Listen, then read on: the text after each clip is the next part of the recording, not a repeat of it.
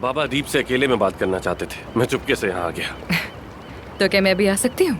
हाँ जरूर।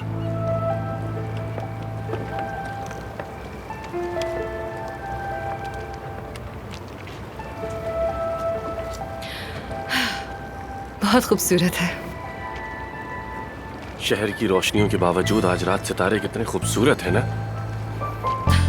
हम जब भी ऐसी रातों में इकट्ठे बैठते हैं लगता है सितारे हमें ही देख रहे हैं। हाँ बिल्कुल।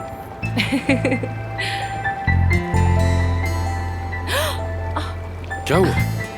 लगता है कोई कांटा चुभ गया है शायद। रुको, कहाँ चुभा? यहाँ। यहाँ? वहाँ नहीं, यहाँ।